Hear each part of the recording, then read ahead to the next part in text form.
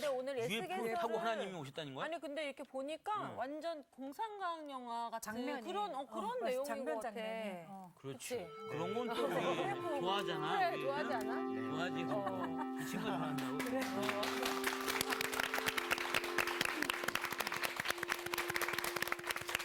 안녕하세요. 안녕하세요. 자, 학생 여러분들 안녕하십니까? 네. 안녕하세요. 오늘도 SKL 공부를 같이 하게 되어서 네. 퍽 반갑습니다. 네. 우리가 즐거운 마음으로 이제 모두 성경책을 펴고 SKL 공부를 하도록 하겠습니다. 네. 네. 지난번 우리가 공부한 것은 이제 개론적인 거 공부했습니다. 예언서, 예언 그럴 때 그것은 이제 점치는 것은 아니다 하는 말씀을 드렸고, 그럼에도 불구하고 예언서는 장래 예고를 통해서 현재 여기 있는 나에게 또는 우리에게 주시는 하나님의 말씀이다. 그 하나님의 말씀은 때로는 그 문체적인 그 특색이 협박 또는 위협 또는 회개 촉구 또는 위로 등등으로 되어 있습니다. 우리가 에스겔을 이제 예언자가 어떤 사람인가 하는 것을 공부했었는데, 에스겔은 퍽 기이한 행위를 많이 하셨던 분, 아주 상징적인 행위를 다른 예언자보다도 더 많이 보여주시고 그런 행위를 통하여서 하나님의 말씀을 대언하셨던 분이라고 우리가 공부를 했습니다. 우리가 이제 오늘 그 에스겔이 만난 하나님은 어떠한 하나님이었는가 하는 것을 오늘 시간 이제 공부해 보도록 하겠습니다. 오늘의 말씀 에스겔 3강 UFO를 타고 나타난 하나님. 장춘식 목사님 수업 지금 들어갑니다. 오늘은 에스겔서 1장 4절부터 28절까지 에스겔서 1장 전체에 나타난 하나님의 모습을 우리들이 보도록 하겠습니다. 자, 1장 4절 내가 먼저 한 절 읽겠습니다. 내가 보니 북쪽에서부터 폭풍과 큰 구름이 오는데 그 속에서 불이 번쩍번쩍하여 빛이 그 사방에 비치며 그 불 가운데 단 쇠 같은 것이 나타나 보이고, 그다음에 우리 박진 씨께서 그다음 예, 5절. 그 속에서 내 생물의 형상이 나타나는데 그들의 모양이 이러하니 그들에게 사람의 형상이 있더라. 네, 그다음에 우리 김상훈 씨. 네, 그들에게 각각 네 얼굴과 네 날개가 있고, 그들의 다리는 곧은 다리요 그들의 발바닥은 송아지 발바닥 같고 광낸 구리같이 빛나며 그 사방 날개 밑에는 각각 사람의 손이 있더라. 그 네. 네 생물의 얼굴과 날개가 이러하니. 그다음에 이제 9절 날개는 다 서로 연하였으며 갈 때는 돌이키지 아니하고 일제히 앞으로 곧게 행하며, 그다음에 우리 박진 씨. 예, 그 얼굴들의 모양은 넷의 앞은 사람의 얼굴이요, 넷의 오른쪽은 사자의 얼굴이요, 넷의 왼쪽은 소의 얼굴이요, 넷의 뒤는 독수리의 얼굴이니. 네, 거기까지만 읽고요. 네. 그럼 이제 건너뛰겠습니다. 네. 너무 예. 많아서. 네. 그다음에 우리 김상훈 학생이 예. 15절. 네. 내가 그 생물들을 보니 그 생물들 곁에 있는 땅 위에는 바퀴가 있는데 그 네 얼굴을 따라 하나씩 있고, 그 바퀴의 모양과 그 구조는 황홀같이 보이는데 그 넷은 똑같은 모양을 가지고 있으며 그들의 모양과 구조는 바퀴 안에 바퀴가 있는 것 같으며 그들이 갈 때에는 사방으로 향한 대로 돌이키지 아니하고 가며. 네, 그다음에 이제 18절 그 둘레는 높고 무서우며 그 네 둘레로 돌아가면서 눈이 가득하며, 그리고 이제 건너뛰겠습니다. 네. 22절. 네. 그 생물의 머리 위에는 수정 같은 궁창의 형상이 있어 보기에 두려운데 그들의 머리 위에 펼쳐져 있고. 그다음에 또 하나 건너뛰어서 24절. 24절이요. 네. 생물들이 갈 때 내가 그 날개 소리를 들으니 많은 물소리와도 같으며 적는 자의 음성과도 같으며 떠드는 소리 곧 군대의 소리와도 같더니 네. 그 생물이 설 때에 그 날개를 내렸더라. 네. 그다음에 26절. 그 머리 위에 있는 궁창 위에 보좌의 형상이 있는데 그 모양이 남보석 같고 그 보좌의 형상 위에 한 형상이 있어 사람의 모양 같더라. 네. 그다음에 마지막 다 읽으세요.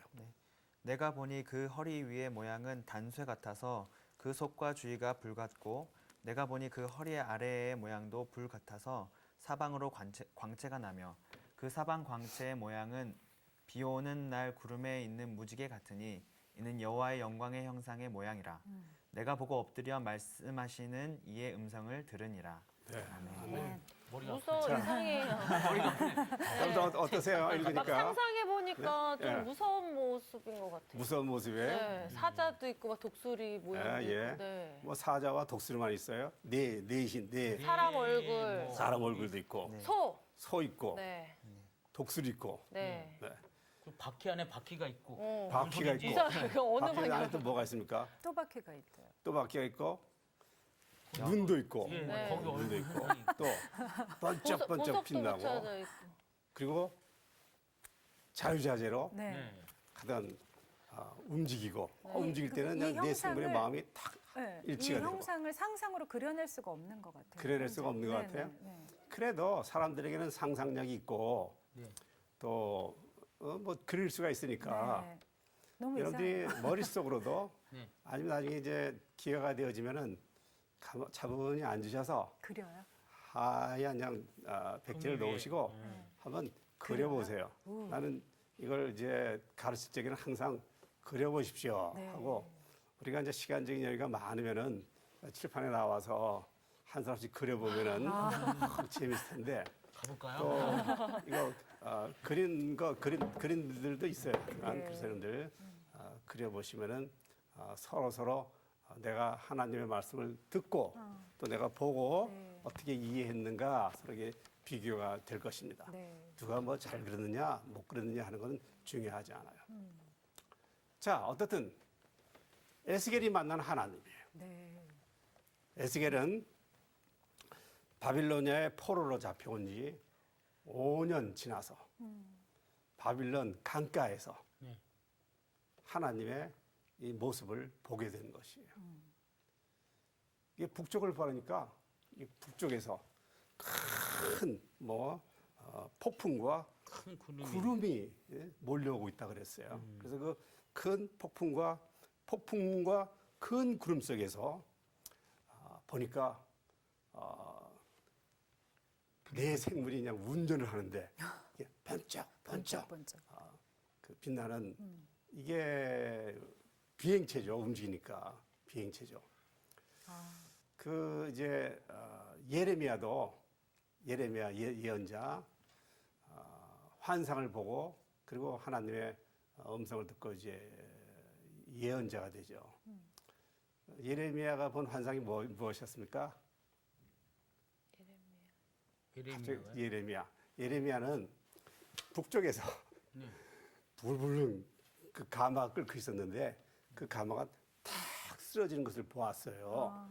어이구 이게 무엇인가? 그런데 그것이 상징한 것은 이제 북쪽의 나라가 이제 그냥 망하는 거. 가마가 그냥 뜨거운 가마가 그냥 쏟아지듯이 그렇게 이제 침략하게 되면은 나라가 이렇게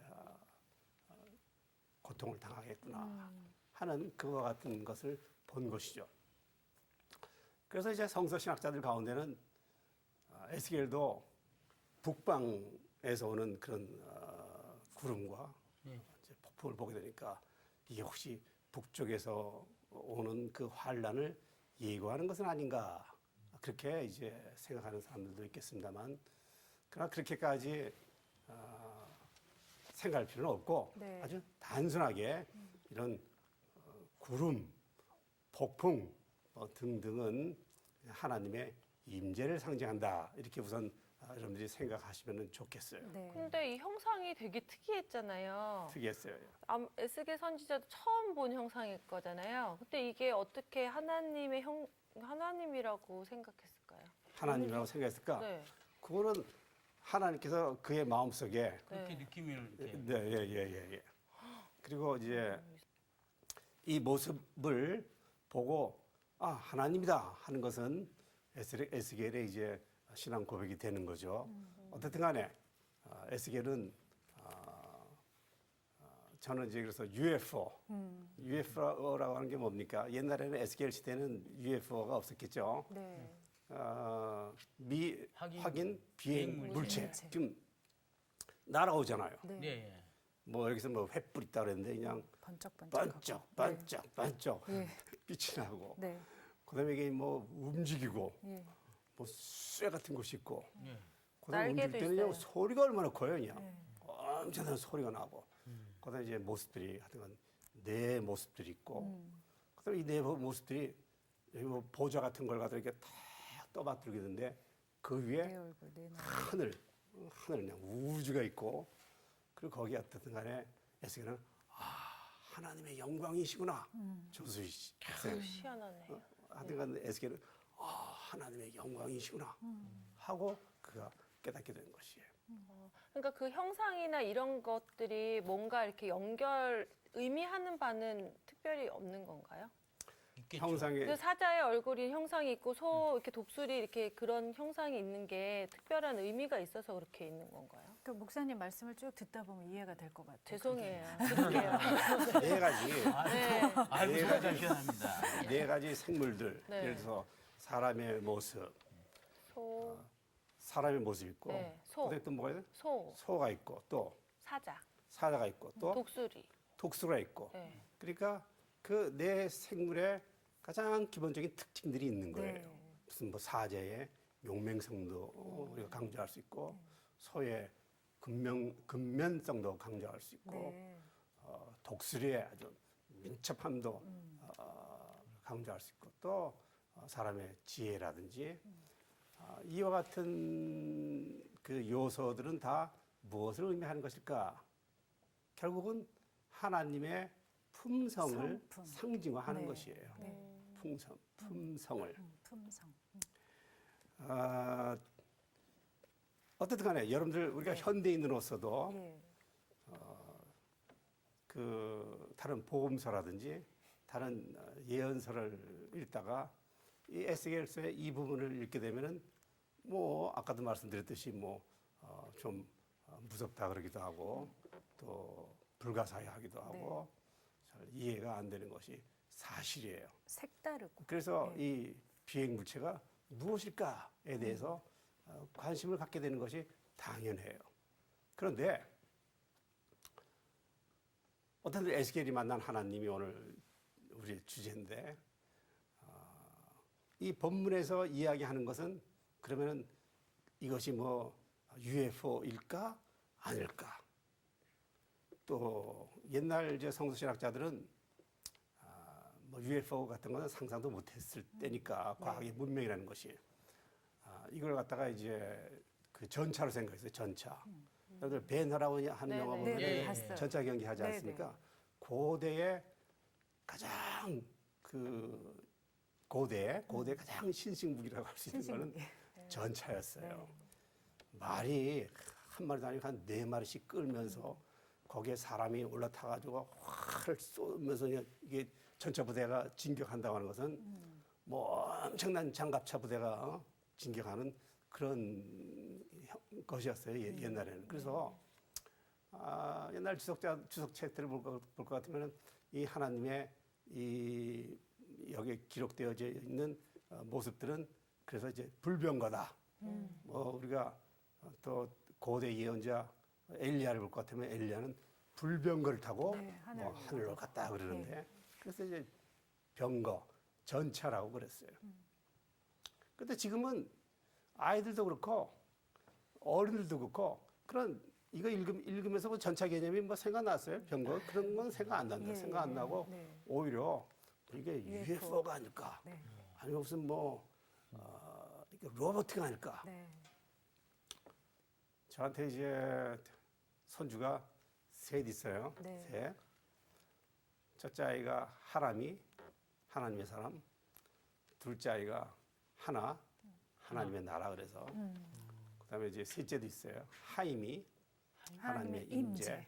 원래 하임이라고 하는 말은 이제 히브리어로 생명이라 하는 뜻이에요. 네. 근데 이제 우리 그 첫째 그 하람이가 어렸을 적에 그 할아버지 집에 오면은 즐겨보는 그 TV 영상물 가운데 뭐가 있었겠어요? 뽀로로. 뽀로로. 이거 잠깐만 명칭이 나가도 되는 겁니까? 되죠, 왜? 네. 뽀로로가 뭐냐? 뽀로로. 그냥 예? 뽀로로. 네. 그거 틀어주면 그냥 뭐 신나죠. 말도 잘 듣고 뭐 예, 그냥 예. 찍쓸하네요. 네, 네. 거기 삐삐가 나옵니다. UFO. 거기도 나오지. 네, 네. 맞아요. 아이고 우리 김상호 씨. 뭐. 애기 키우는 아이 그래요. 거기도 나오지. 훌륭하네요. 그런데 이제 우리 할아비는 그거 보는 이제 나이는 이제 지났어요. 이제 넘었어요. 이제 한참 그거 좋아하더니 얼마 지나니까 또 좋아하는 게 있어요. 로보카 폴리? 물론 폴리도 그렇지. 코코몽? 가만히 있어줘. 좋아하는 거 하나가 소위 이제 엔진 포스, 왠지 미러클 포스, 무슨 뭐 정글 포스. 로버트. 이 로봇들이 네. 우리 김영성 씨가 안 해. 역시 딸이라서 모르는 거야. 딸은 우린 딸이기 때문에. 이거 가지고 그 로봇 그 장난감 다 사요. 네. 그리고 그 로봇 장난감이 재밌는 것이 그 독수리라든지 이런 걸 갖다가 뭐 합체 그러면 이제 다 합치는 거예요. 네. 합쳐가지고 뭐 또 이제 뭐 큰 로봇도 만들고 뭐 하는데 요즘은 이제 무슨 뭐 캡틴 포스 그래가지고 또 그 중에 이제 레드가 왕이에요. 제일 그냥 캡틴이니까. 그래가지고 이 포스들이 이제 그 악당들을 이 우주에서 힘을 합쳐가지고 합체 그럼 이들이 쫙 합친다고. 뭐 내 짐승이 그냥 뭐 그냥 물체 안에 합쳐지듯이 그래가지고 그냥 자유자재로 움직이듯이 이 로봇들도 그냥 딱 합쳐가지고 그냥 뱅쩍 하면서 우주에 나가 악한 무리들을 그냥 물질러요. 무찌르고 승리하는 거예요. 이거 봐야겠는데요. 그런 것들이 있어요. 네. 아이들이 좋아하죠. 이 에스겔서에 나타난 모습은 그런 모습이라고 생각돼요, 저는요. 이게 특별히 뭐 이걸 과학적으로 뭐 신학적으로 이걸 갖다 증명하고 분석해가지고 이 물체가 무엇일까 이렇게 찾아낼 필요가 없어요. 네. 그냥 아주 어린아이와 같은 마음으로 이 말씀을 읽고 이것이 주는 그냥 의미를 받아들이면 되겠어요. 그래서 거듭 말씀드리지만, 야 이게 정말 뭐 UFO였을까? 하나님은 UFO를 타고 오셨는가? 하는 것은 중요한 것이 아니에요. 중요한 것은 우리가 이걸 갖다가 UFO라고 해도 좋고, 뭐 로봇이라고 해도 좋고, 하여튼간 뭐 불병거라고 해도 좋고, 하여튼간 우리의 이성으로서는 참 이게 이해하기 힘든 것 같은 이게 하나의 비행체예요. 근데 하나님은 이 비행체를 타고 오셔서 에스겔을 만나신 것이에요. 이 본문에서 아주 중요한 것이 있어요. 신학적으로. 신앙적인 교훈은 이제 그 다음에 설명드리겠는데, 그것이 무엇이냐 하면은 하나님께서는 이와 같은 모습으로 자신을 에스겔에게 보여주셨다는 것이죠. 이걸 우리가 신학적인 용어를 하면은 계시라고 그래요. 계시. 자, 박진혜 씨. 네. 아주 쉬운 질문이에요. 예. 떨려. 이제 저를 처음 보시는데. 저를 어떻게 알 수 있습니까? 어렵다. 어려워요? 어렵다. 철학적인 질문. 뵙고 목사님에 대해서 듣고 듣고, 경험하고 경험하고, 교제하고 교제하고. 김상원 씨요. 어, 나를 어떻게 네. 잘 알 수 있을까요? 일단은 목사님을 잘 알려면 같이 밥을 먹어봐야 되죠. 뭐 그것도 네네. 중요하고요. 일단 제가 목사님이 돼봐야 됩니다. 오호. 내가 되어본다. 그렇죠. 과연 목사님 이럴 때 어떤 생각을 하실까? 예, 예. 이런 생각을 하면서 마음의 입장이 그렇지. 여러분들은 저에 대해서 조금만 알고 있어요. 이제 강의하면서 어느 분이신가, 뭐 예를 들어서 뭐 학력이라든지 이력이라든지 뭐 경력을 조금은 아실 거예요. 그죠? 이게 뭐 광고도 홍보도 되고 그러니까. 그럼 그렇게 알고 있는 것이 진정한 나일까요? 안녕. 그럴 수는 없는 것이에요. 그것은 부분적으로 하는 거예요. 네, 부분적으로. 온전히 하는 것이 아니고 네. 부분적으로 얘기를 했으니까. 예. 그래서 여러분들이 나를 가장 잘할 수 있는 방법 가운데 하나는 내가 내 스스로를 여러분들에게 보여주는 것이에요. 아, 그죠? 그게 뭐 밥을 먹으면서 보여줄 수도 있고, 이렇게 강의를 하면서도 보여줄 수 있고, 뭐 대화를 하면서 보여줄 수 있고, 우리가 이것을 신학적인 용어로 계시라고 계시. 하는 것이에요. 아, 그래서 계시. 우리가 어떻게 하나님을 온전하게 알 수 있느냐? 하나님, 우리가 하나님을 우리가 찾고 구하지만 그렇다고 해서 우리가 하나님을 알게 되는 것은 아니에요. 하나님께서 보여주세요. 자신을 나타내 스스로 주셔야 보여주시지 않으시면은 말씀해 주시지 않으시면 아니시면. 계시해 주시지 않으시면 우리는 알 수가 없는 것이에요. 아, 네. 성서에서 가장 중요한 것은 하나님의 자기 계시예요. 계시. 내가 먼저 하나님을 사랑했다는 말을 쓰지도 않아요. 우리 하나님께서 우리를 먼저 사랑해 주시고 먼저 찾아와 주셨다 그러고 그리고 하나님께서 먼저 자신을 우리에게 보여주신 것이에요. 네. 아멘. 하늘을 버리시고 이 세상에 우리의 모습으로 오셔서 우리와 같이 사시면서 우리에게 하나님의 모습을 보여주셨다. 아멘. 에스겔 이 본문에서 신학적으로 중요한 것은 그래서 자기 계시입니다. 하나님께서 자신을 지금 보여주신 것입니다. 보여주신 모습이 어땠느냐? 이제 다시 이제 우리가 성경으로 돌아갑시다. 성경으로 네. 돌아가게 되면은 내 생물 있고, 그 다음에 또 그 얼굴이 넷이죠. 얼굴이 넷이고, 그 다음에 바퀴에 뭐 눈도 있고, 날개도 있어요. 날개도 있고, 고중다리와 발 다리, 부분, 발바닥. 뭐 소와 같고, 송아지 발바닥. 뭐 그런 것이 있어요. 손도 있어. 사람 손. 사실 이와 같은 모습들은 그 빛, 소리, 구름, 내 생물, 바퀴에 달린 눈 등은 첫째 전지전능하시고 천지전능하시고 전지전능하시다 하는 것을 이렇게 표현해낸 것이에요. 네. 여러분 어린아이들을 생각해 보세요. 내가 아까 우리 손주 얘기했잖아요. 하람이에게 전지전능하신 하나님은 엔진 포스예요. 엔진 포스. 그냥 엔진 포스. 전지전. 하나님에게 전지전능하면 못 알아듣겠죠. 하나님은 전지전. 우리가 이제 여러분들은 다 크셨고 교회도 다니고 하나님 전지전능하시고 또 어디든지 가신다고요. 무소부재하시고 그다음에 펠쩍펠쩍하고 뭐 움직일 때는 소리가 그냥 보통 소리가 나는 것이 아니에요. 능력을 가지신 그 보좌 위에 그냥 하늘이 있어요.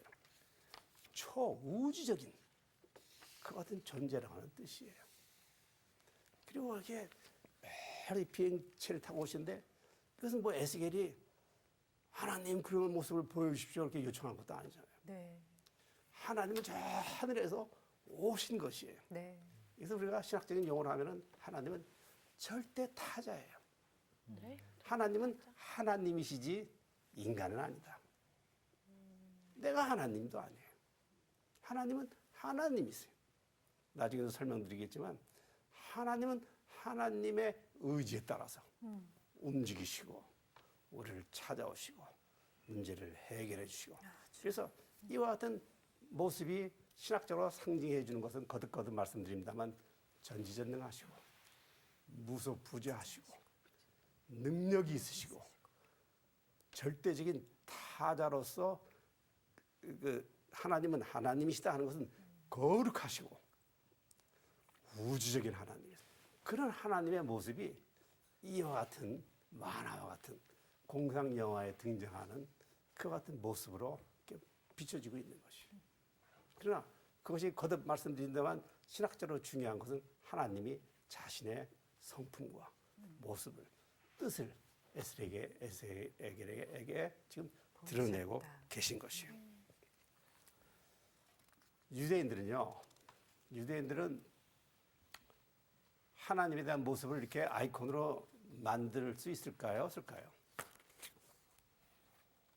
원래 그렇죠. 원래 유대인들은 그 십계명의 말씀 제가 하나 읽어드리고 계명 중에 하나, 너는 자기를 위하여 십계명에서 자기를 위하여 새긴 우상을 만들지 말고 위로 하늘에 있는 것이나 아래로 땅에 있는 것이나 땅 및 물속에 있는 것에 어떤 형상도 만들지 말며 우상 숭배하지 말라는 네. 거죠. 또 우상을 만들지도 말라는 것이죠. 그래서 전통적으로 이렇게 하나님에 대한 아이콘을 만들지는 않았어요. 그런데 에스겔에서는 지금 하나님의 아이콘이, 여러분 상상해 보세요. 어린아이들 보고 이거 한번 그려보라 그러면은 그냥 자기네들이 이해하는 그냥 그런 로봇 개념이에요. 그냥 반짝 빛으로 합체하고 그냥 헤어지고 그냥 싸워서 승리하는 그런 아이콘의 개념을 에스겔서는 가지고 있는 것이에요. 그러니까 이것이 원래 히브리적인 것이다라고 할 수는 없는 것이에요. 사실 이것은 바벨론의 혹은 바벨론 문화의 영향을 받은 거예요. 네.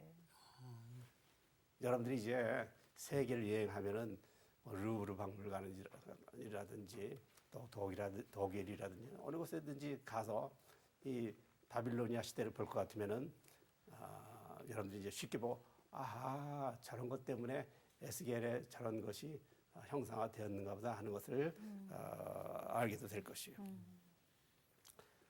고고학 자료에 의할 것 같으면은 에스겔이 본 환상은 메소포타미아 지역 문화에 영향을 받은 것입니다. 에스겔이 포로로 잡혀갔다 그랬잖아요. 네. 바빌론으로 포로로 잡혀갔죠. 바벨론은 그 당대의 세계적 문화 도시였고 관광 명소였습니다. 바빌론 창조 신화라고 하는 것이 있어요. 네. 대학교 입학 시험 칠 때 바빌론 창조 신화 같은 거 읽지 않나요? 길가메시 서사 같은 것도 읽죠. 다 공부하고 그럴 거예요. 아, 우리 때는 없었는데. 우리 때는 우리 없었어. 때는 없었어요. 한번 찾으시면 다행이에요. 바빌론 창조서 그때는 발달되지 신화라는 않았어. 것이 있는데 성경의 창조 이야기, 창세기 1장, 2장, 3장 이야기가 아주 비슷해요. 네. 이제 마르둑이라는 신이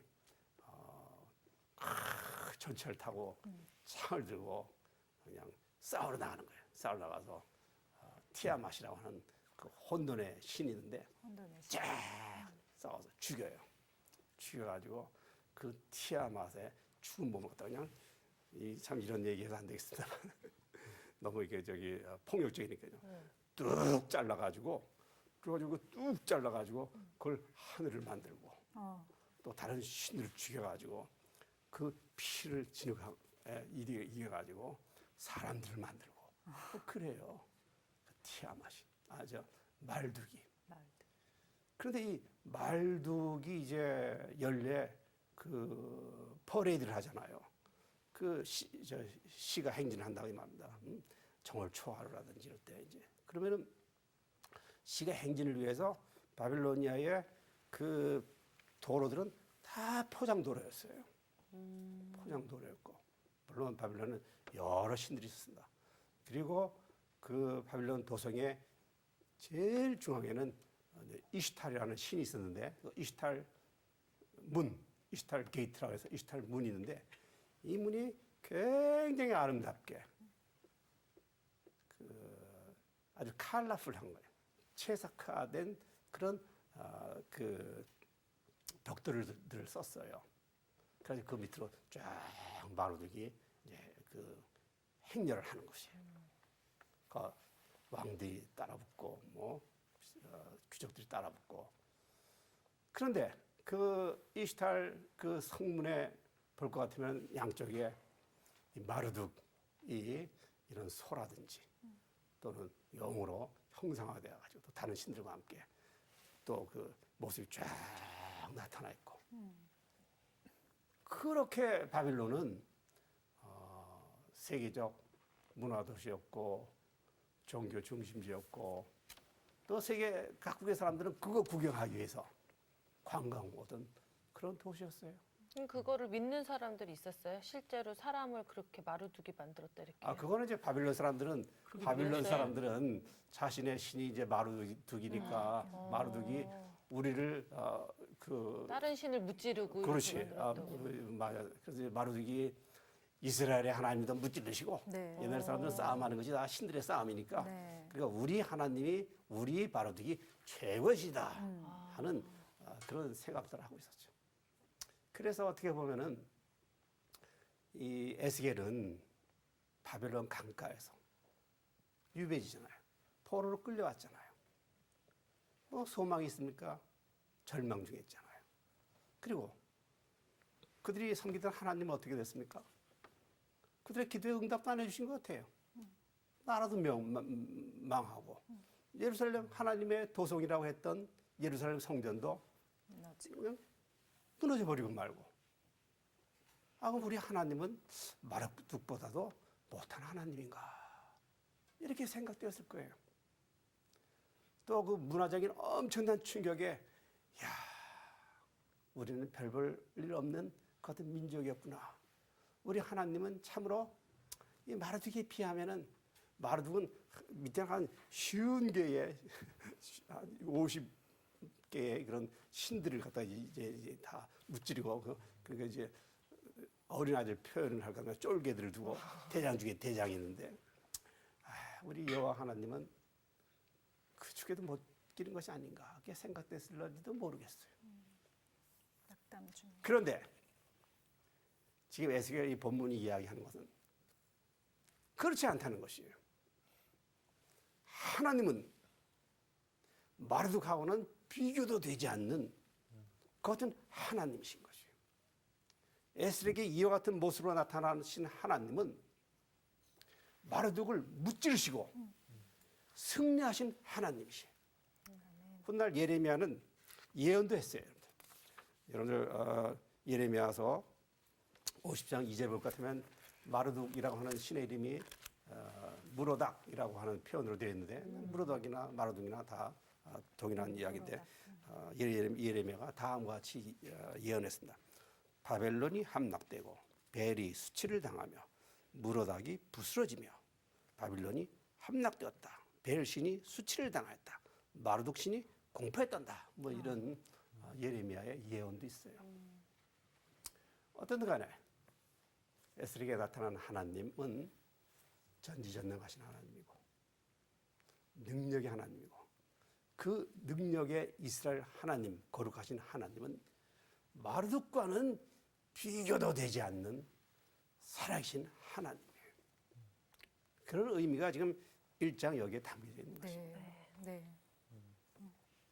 그 하나님께서 그냥 절망하는 에스겔에게 먼저 나타나신 것이에요. 나타나셔서 그 하나님의 그 능력을 아주 우주적인 존재를 에스겔에게 보여주신 것이에요. 우리 2장 공부하면 더 정확하게 나타나서 에스겔아 힘내라. 내가 너와 함께한다. 에스겔이 만난 하나님은 세계 우주를 통치하시는 창조주 하나님. 마르둑이라고 해서 바빌론 사람들이 깜빡 죽었지만 그 마르둑을 이기시는 하나님이 여기에 기록되어져 있다고 볼 수 있는 것입니다. 그런데 마지막으로 본문이 우리들에게 주는 신앙적 교훈이 있습니다. 신학적으로는 하나님께서 자신을 계시하여 주셨다고 하는 것이 신학적으로는 이제 중요한 의미가 되고요. 신앙적으로 우리들에게 주는 교훈이 있습니다. 이 본문의 말씀이. 그것은 다른 것이 아니고 에스겔이 어디로 끌려갔다고요? 바벨론으로 끌려갔습니다. 지금 에스겔이 지금 어디에 있다고요? 강가에. 바벨론 강가에 그발 있습니다. 강가. 바벨론 강가라고 하는 것은 어디입니까? 지난번에도 우리가 시편 137편 1절 이야기했습니다. 우리가 바빌론의 강변 곳곳에 앉아서 시온을 생각하며 울었다. 그렇게 하지 않았습니까? 바벨론 강가는요. 당대의 정치, 경제, 문화의 중심으로부터 소외된 지역. 네. 포로들이 뭐 거기 가서 중심 인물이 됐겠어요? 아주 소외됐죠. 또 눈물과 아픔만 있고 삶의 기쁨과 소망을 박탈당한 것이 강가예요. 또 바벨론 강가는 원래 에스겔이 있어야 할 자리가 아니에요. 그가 뭐 원해서 거기에 끌려갔습니까? 아니에요. 그냥 잡혀갔잖아요. 잡혀간 거예요. 거기서 그냥 살라고 그냥 집어 던진 거예요, 거기다가. 내동댕이 쳐. 자기 인생의 삶이, 꿈이 있다고 그러더니 꿈이 그냥 내동댕이 쳐버렸어요. 누구에게? 힘 있는 자에게, 권력 있는 자에게. 내동댕이 쳐진 거예요. 그래서 바벨론 강가는 원래 내 삶의 자리가 아니고 강제로 옮겨진 고통의 자리예요. 이 바벨론 강가에는 제단도 없고 축제 노래도 없고 기도의 소리도 없고 울었다 그랬잖아요. 울기만 한 거죠. 뭐가 있어요? 절망과 고통과 또 절망과 고통의 그 죽음, 그 그림자만이 죽음만이 드리워진 것이 바벨론 강가다 이렇게 알아요. 네. 근데 신앙적으로 우리에게 주는 교훈, 그러한 강가를 하나님께서 찾아오신 것이에요. 아멘. 때로 우리가 이제 신앙생활을 합니다. 그런데 때로는 우리가 그리스도인이라고 하더라도 이렇게 에스겔은 목회자의 아들이었잖아요. 제사장이었습니다. 그는 자신의 죄하고는 상관없이 원치 않게 이렇게 끌려와서 고통을 당하게 된 것이에요. 그런 것처럼 우리도 그리스도인으로서 때로는 바벨론 강가에 내동댕이 쳐지는 경험을 할 때가 있어요. 그때는 한숨도 있고, 하나님은 나를 외면하셨는가? 네. 에스겔도 그랬을 것이에요. 나를 외면하셨는가? 하나님은 내 기도는 듣지 않으신가? 그래서 좌절과 고통 속에 휩싸일 때도 있는 것이에요. 에스겔서 1장이 우리들에게 주는 신앙적인 교훈은, 그러나 하나님은 절대로 보고만 계시지 않는다. 성경에 볼 것 같으면은 하나님은 에스겔에만 그렇게 모습을 보여주신 것은 아니에요. 예를 들어서 하나님은 모세, 이사야, 다니엘, 요한 등등에게도 하나님의 모습을 보여주셨어요. 예를 들어 모세를 여러분들 상상해 보십시오. 모세는 미디안 광야에서 양치는 목동이 되어 있었을 적에, 네. 그가 바로의 궁중에서 왕자의 이집트의 왕자로서 살던 때가 있었잖아요. 네. 그런데 이제는 살인자가 되고 또는 양치는 목동이 되어서 그래가지고 양떼들을 먹이기 위해서 호렙산을 오를 때에, 그때에 하나님께서는 모세에게 나타나신 것이에요. 또 이사야도 있습니다. 이사야는 우시야 왕이 죽던 해에 높은 보좌에 앉아있는 하나님의 모습을 보았으며, 또 다니엘도 있어요. 다니엘은 에스겔보다도 먼저 포로로 끌려갔던 사람이에요. 다니엘은 제1차 바벨론 포로 때, 에스겔은 제2차 바벨론 포로 때 끌려갔다 그래요. 그도 나라를 잃었어요. 그러나 포로로 끌려가서 티그리스 강가에 있을 적에 하나님께서 그에게 나타나셨다고 하는 것이에요. 요한이라는 사람도 생각해 보십시오. 요한도 밤무라하는 섬에 유배됐잖아요. 유배되어져 있을 적에 하나님께서 그에게 나타나셨다는 것이에요. 그래서 우리가 신앙생활을 할 때 실망하면 안 되는 것이에요. 네. 하나님은 우리를 찾아오신 하나님이에요. 성경 말씀을 볼 것 같으면 곧 우리가 하나님을 사랑하는 것이 아니고 하나님이 우리를 사랑하셔서 자기 아들을 보내어 우리의 죄를 위하여 화목 제물이 되게 하셨다고 하셨어요. 내가 먼저 하나님을 사랑한 것이 아니라 하나님께서 우리를 먼저 사랑하셨어요. 그래서 우리를 위하여 예수 그리스도를 보내주셨어요. 하나님은 바벨론 강가에 있는 나를 기억하시고 찾아오신 하나님. 이 하나님을 인하여 여러분들의 삶 속에 때로는 절망과 아픔이 있더라도 또 새로운 소망과 또 하나님에 대한 어떤 기대를 갖게 되기를 바라는 것입니다. 여러분들 어떠세요?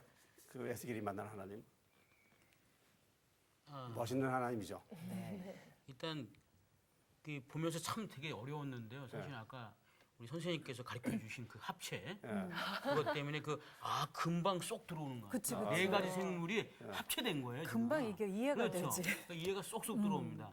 그 하람인가요? 하람이. 예, 하람이 참 좋은.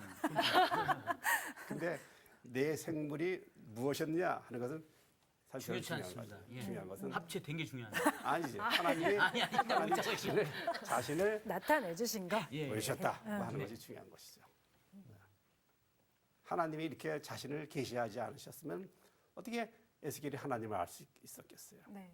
그래서 결국 이제 에스겔은 하나님을 만난 것입니다. 아멘.